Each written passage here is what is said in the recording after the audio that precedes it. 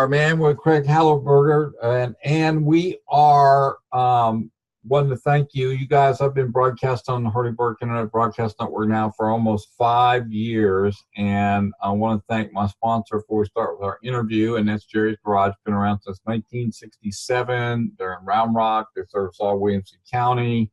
They work on everything: transmissions, full auto repair, truck repair, commercial. Todd Frank's the owner, and all you guys have to do to take your car to him and check them out is call them and set an appointment at 512-255-7627. And I want to thank Jerry's Garage for being my exclusive sponsor now for the past 3 years. Hey, welcome to the show, Craig. What's up, buddy? Hey, thanks so much for having me, Herdy. I'm excited to be here. Hey, man. Well, the cool thing is you got to do an interview. You did your interview with me, earlier this week. So I guess turnaround's fair play, huh? That's correct. That's cool. Right. Now I am at your mercy. Well, hey, and you probably did a far better job than I do. I have fun with this. I like to get to know my guest a little bit, which, is really good. I think I've done something like 160 shows now or something like that. Wow, that's fantastic. So it's been an ongoing, wonderful thing to be able to talk to guests and be able to talk to them on the radio show. So anyhow, hey, so let's get started with you. So tell us a little bit about, well, first of all, how did you get to Austin? Are you from Austin? I am not. I grew up in San Antonio. Okay. And then my wife and I met at school in College Station. And then when we were looking for jobs, you start applying for jobs your senior year. We kind of made the deal, whoever finds their job first, that's the city we're going to go to. So we ended up in Dallas, Fort Worth. Right. And we'd lived there till 1999. From 1994 to 1999, we lived in Dallas, Fort Worth. And just, it's a good city, but it's sprawling. It's very big, man. Pretty flat, a lot of concrete. Yeah. I go up there on business, so I'm not going to totally destroy it. But we had some friends that lived down here in Austin. We were always down here in Austin, just really enjoyed it. It wasn't San Antonio directly, so it was close enough. And in between, my in-laws live in Dallas, and so we moved here in '99, and we've been here in Austin ever since. And it would take a lot to get us to leave Austin.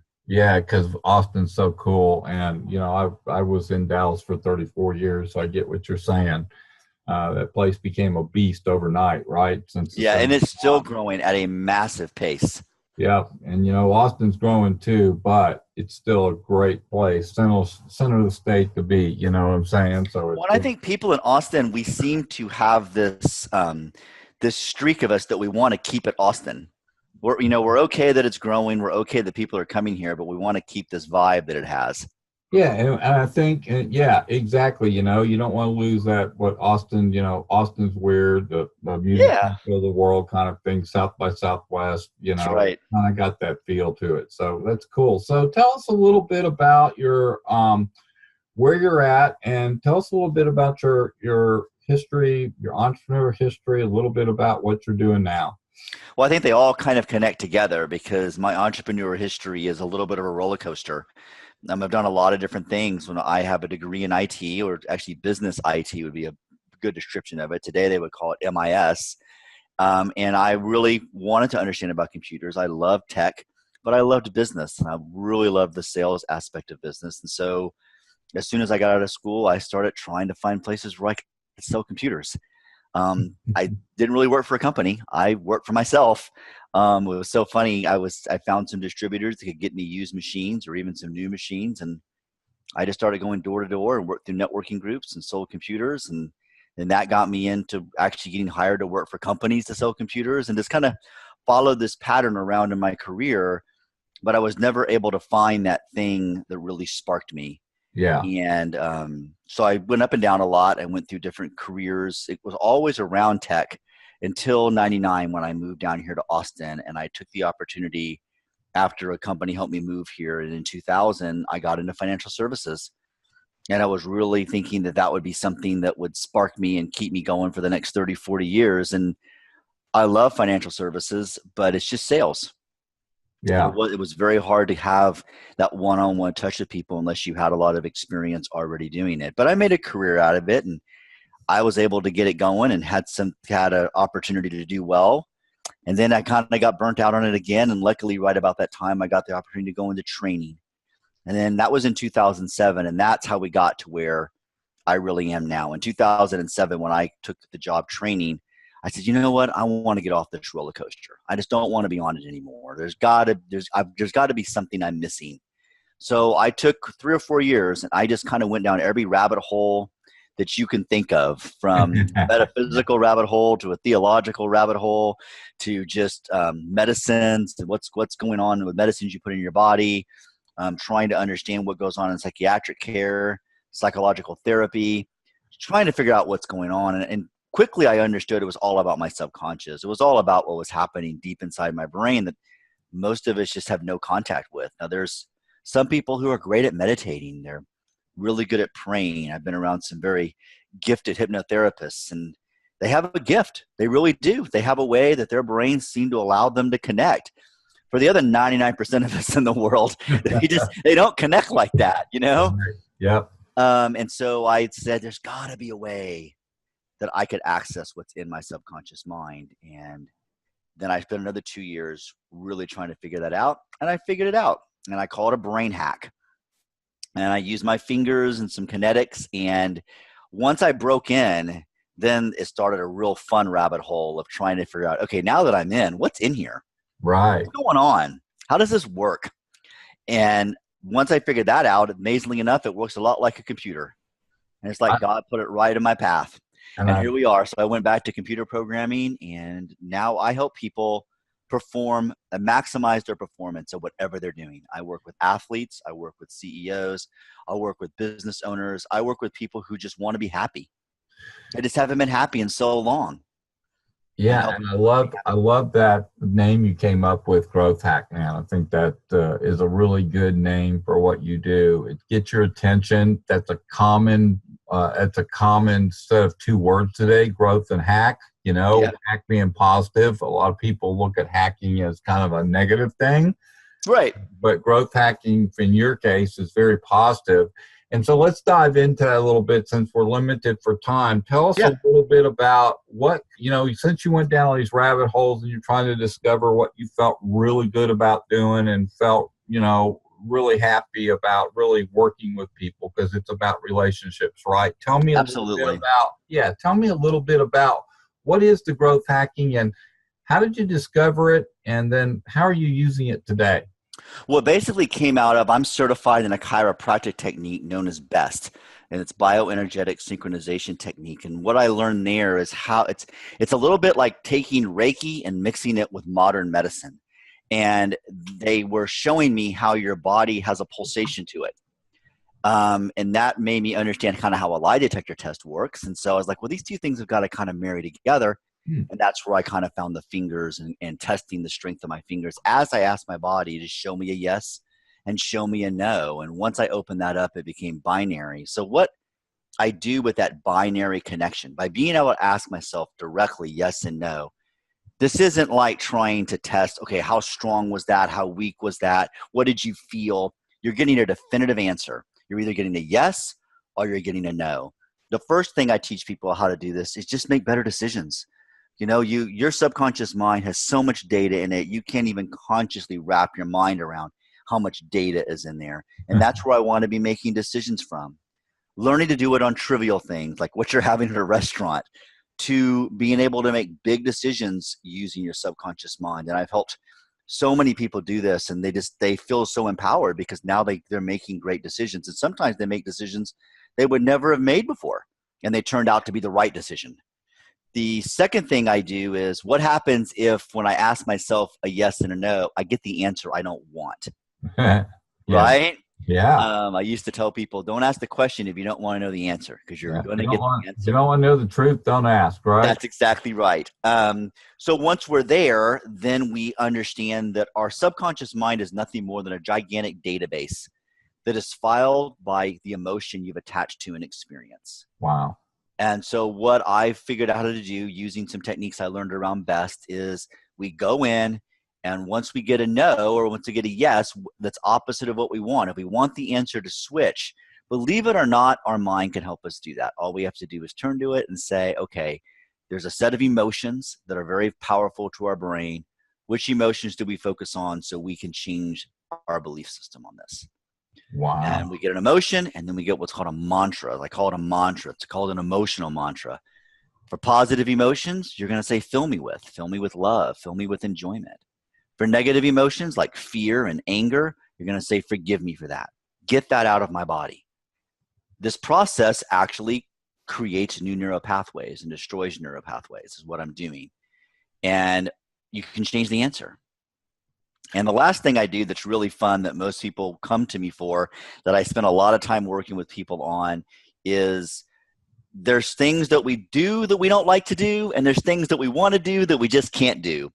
And that reason is very simple. We have a set of experiences that lead us in each direction. So if you could use my technique, I can go in and I can tell you the beginning experience that starts that.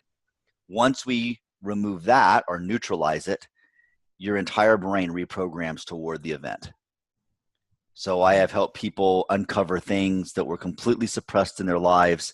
I've helped people find where they started out knowing kind of a piece of what happened to where we were able to help them discover completely to what happened. And it became very obvious why it was difficult for them to do something, or why they had such a tendency to do something. And what I understand it's a process. I understand It is. cases you have to really dig into it to get rid of the things that have been controlling you forever in your subconscious, right? But what does it look like? What would be kind of classic behavior for somebody, say, that was dealing with a subconscious fear, right? Maybe fear of success, fear of fear of making money, whatever that may be. What would that look like on the outside? Well, let's use something that I think we can all get our arms wrapped around. Let's use an athlete. Okay. We watch athletes on TV a lot, right? And you see athletes perform. So this should be pretty good for everybody to get a good visual around. So let's take a golfer, a very mental sport. A golfer standing in the middle of the fairway. They know the situation. They know what they have to do to win the tournament or to do what they have to do to make more money, right? It's a business for them. Yep. So they understand all of that. When they are thinking, hey, I need to put this ball in the hole, I need to knock this ball in the hole from 120 yards out or 200 yards out, whatever it is, they are actually having an emotional response to it. We all would. We are all having an emotional response to it. What my process is doing is changing the emotional response. So rather than being scared, rather than standing over it saying, oh my gosh, I don't know if I can do this. I mean, what happens? Right. Exactly. Right. Yeah. And their brain goes off in all these different directions. After working with me, their body basically is aligned to what they're trying to do. And it would be almost as simple as you and I standing out there and saying, we're going to walk down the fairway. Well, we know we're going to walk. We're not even questioning whether we're going to walk. We just walk down the fairway. That's what the change would feel like for that athlete. It would feel very comfortable that they're going to knock the ball in the hole. Right. And so mentally they would be going into that shot, to go back to that analogy, right? They'd stand over it. They'd feel confident. They'd know they're going to hit a good shot. They could visualize it better without the noise in their head, right? That's correct. Water that's being extinguished. And so that the success is a good shot, a good rhythm. Right. Because what they believe at a subconscious level matches what they're trying to do consciously. And a lot of the psychological books I was reading would call that alignment. But if you were watching it, you would say, man, that guy's in the zone. I mean, he can just do no wrong. Yeah. There you go. We call it the zone. It looks like the zone. The guy's like a robot. He just sits there, hits golf shot after golf shot. You know, Tiger Woods was in the zone for a decade. Yeah. He just played golf. Whatever he did, he just won. Right? A real super focus, right, that nobody could deny. I think they used to talk about that all the time, right? He would just get into a place where nothing bothered him. He just did everything perfectly. Yeah, and then he made some mistakes. Yeah. And now it's all a mess. Right. And he can't perform at the level he did before. And so these experiences that are trapped in our subconscious, the experiences we went through and the emotional attachment that went with it, right? That's correct. Let's dive into a little bit about somebody in business, right? Okay. fear of success, fear of making money. Maybe it doesn't, things just, they get frustrated. I know that with me, I get frustrated. You get a little antsy. Right. These are all things driven from the past, correct? That is correct. So what's happening is your experiences have taught you what a typical outcome is from a situation, or what you're capable of doing by the performance you have done in the past. So if you look at your situation and say, well, now I need to do X, but I've never been able to do X, then as soon as somebody says, hey, Hurdy, come over here, let's do X, you are having an emotional response because Right. there's no alignment. You've Yeah. never So, done it. yeah. And so all of a sudden that X becomes a negative thing or a negative feeling, And it because would be called a mental barrier. We would call yeah, that a mental barrier, right? you don't feel like you're good enough. You don't feel like you can accomplish it. Right. So it Or goes. your experiences show you that the last time you did X, all hell broke loose, Yeah, right? So you're exactly. not going to do X. I mean, that's basic Pavlov theory right there. Right. Right. But what I discovered for myself, and I was the guinea pig. I discovered for myself that if I could go back and figure out, of the thousands of experiences that make up this emotional response, there's one that everything's built upon. And if I got rid of that one, then it's like a house of cards. Nothing, the rest of it made no sense to my mind. So it would literally kind of reprogram on the fly. And so you work directly with people with some techniques that you figured out a technique to get people alerted to this, or into their awareness pattern, I guess I should say, right? So Yeah, so people talk about self-actualization and being able to be aware of ourselves. Well, going back to what I was saying before, most people can't do that. I mean, I couldn't do that. So the way I know what's going on internally is I just ask myself. I'll wake up in the morning and I'll ask myself, so am I aligned to have a good day? Should I do this morning? Should I do this first? Should I do this second? and Because so it by sounds saying, funny, but like, why would I do it any other way? yeah, so you're just asking yourself questions, right? Like I am going to be successful today, and I am going to work that. You're almost giving yourself some commands too, correct? Or is it? Yeah, we could turn it into an affirmation. You could ask yourself, do I have all the tools to be successful today? Am I using those tools correctly? So it's, in sales, we learn to use open-ended questions. How are you doing that? What do you think about this?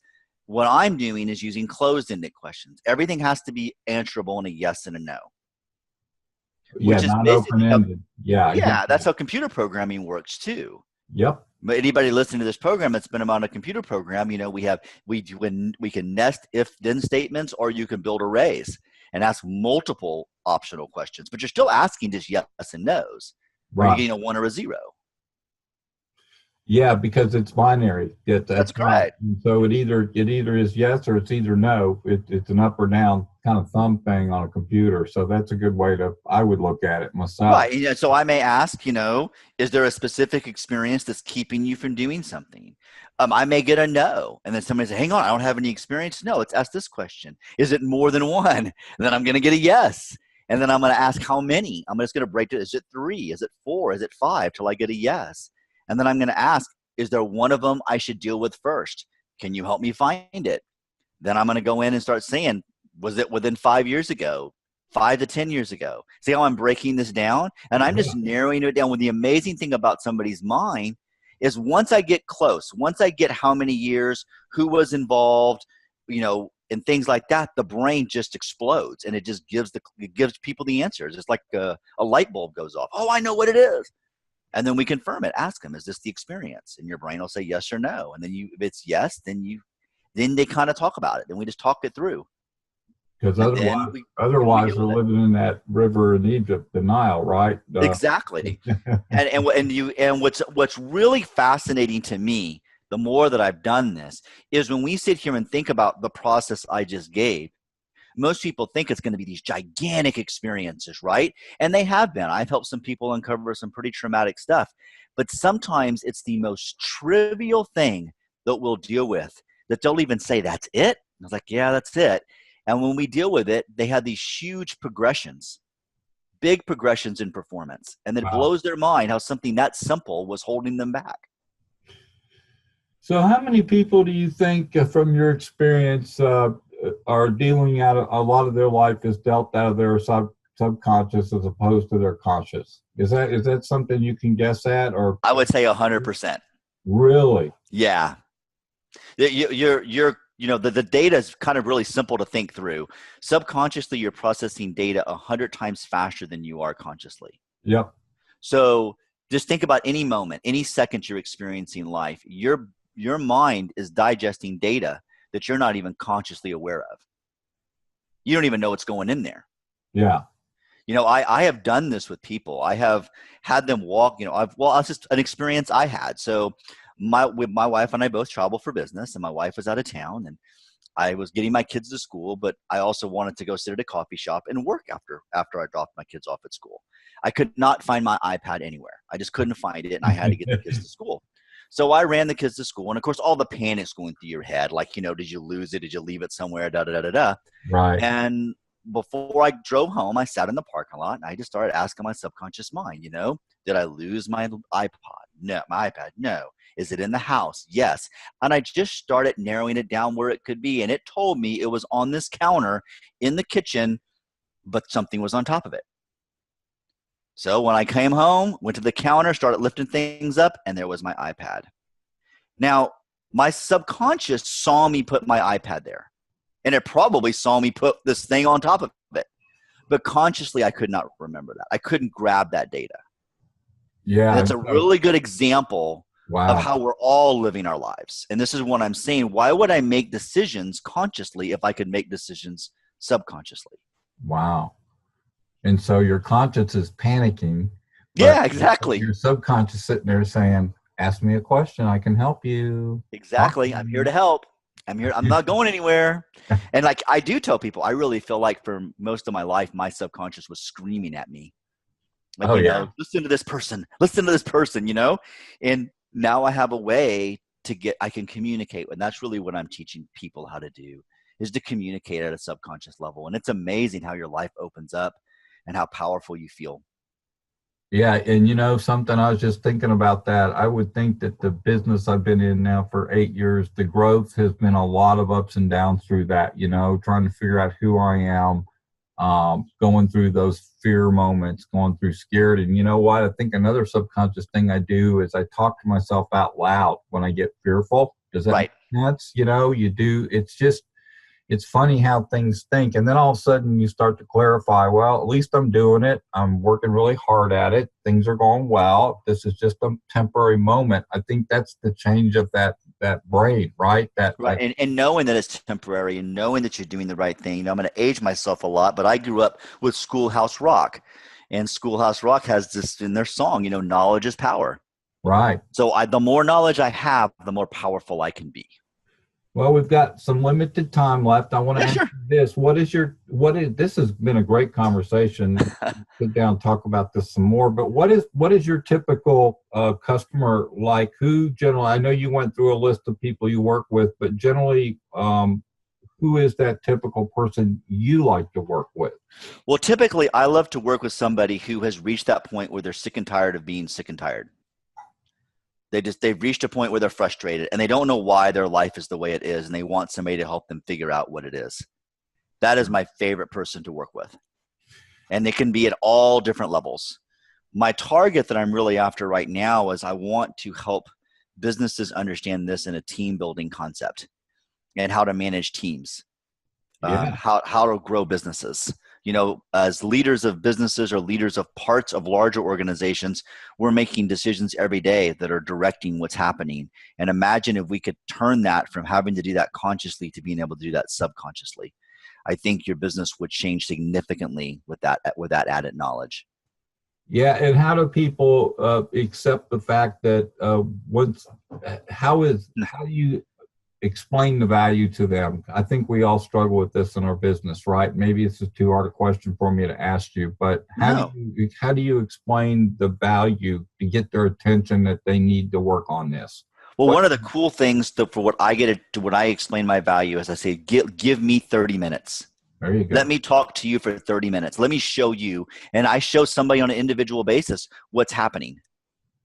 And because I can do that, because the technique is that simple. That's why it's a hack, because we're not doing it a standard normal way. We're bypassing a lot of processes that are out there. And so I can show somebody relatively quickly the value that I'm bringing. And then the other thing that it does is a lot of people that work in this area, it's very hard to think about how it transfers into business. But by using fingers the way that I do, I can do it anywhere. I can do it in a loud room. It doesn't need to be quiet. I can put my hands under a table in a business meeting and ask myself some questions that people don't even know what I'm doing. It could just be that I'm just relaxing my back. Sure. But I'm getting information I need to participate in the conversation correctly. Right. I do that a lot with my kids at restaurants. I have kids from 7 to 13, and when they're not acting correctly, you want to burst out, but I've got my fingers under the table asking myself, what do I need to do to calm down? Right? How do I calm down so I can engage in the situation and deal with it? I love the opportunity to help people become aware of how their life could be so much easier. And I've seen your technique, Craig, when you used it at our network group when you were speaking, and it seems like you have developed a growth hack that's a physical sort of move. Is that physical move the important part of getting the key or the trigger to get started? Is that what? Yeah, once you get that piece down, and I have a lot of ways to teach that, and Okay. I've never had anybody not be able to do it. I've never had anybody not be able to identify what's a yes and a no for themselves. Right, but there has to be something to release that to get that yes to no, right? What's happening basically is when your subconscious mind is aligned with your conscious mind, your what would call your energy flow through your body is one way. When they're misaligned, your energy flow changes, and the most obvious way that changes in your body is your muscles become weak. So your fingers either stay together because they're strong enough, or they come apart because they've weakened due to a misalignment. And so by asking these questions, you can break down what's going on. That's correct. That's exactly what's happening. We're going to wind down, and I want to appreciate your time, but tell us, I know a lot of folks will hear this are probably going to be interested in how to get a hold of you. So what do you find is the best way to contact you? How do you prefer to be contacted? I'm going to give you two ways. Direct is call me on my cell phone at 512-560-3778.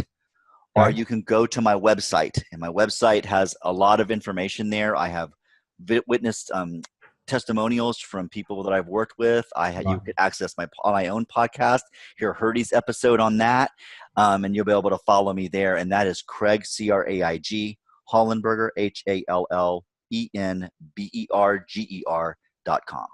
And I'll make sure I put a link on the custom player for you so people can click directly to it. And so what did I miss? Any follow-up?